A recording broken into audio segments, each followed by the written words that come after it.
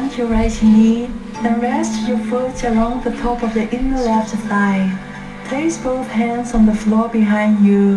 Inhale as you lift your spine. Exhale and rotate to the right, bringing your left hand to your right knee.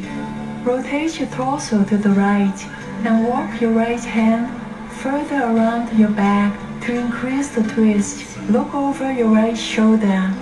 Breathe normally. Twist your spine as far as you can. Release both hands. Inhale and rotate back to the center. Change legs. Bend your left leg in this time. With your hands pressing into the floor. Inhale and lift your spine. Exhale, turn, and place your right hand on your left knee.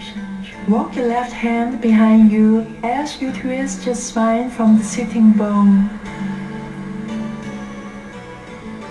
Press against your knee with your right hand to help you move your right shoulder forward and your left shoulder back.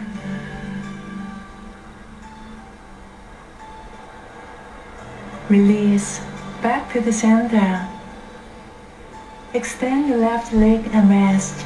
Be aware that all the tension has been removed from your spine. There is no more stiffness in your lower back.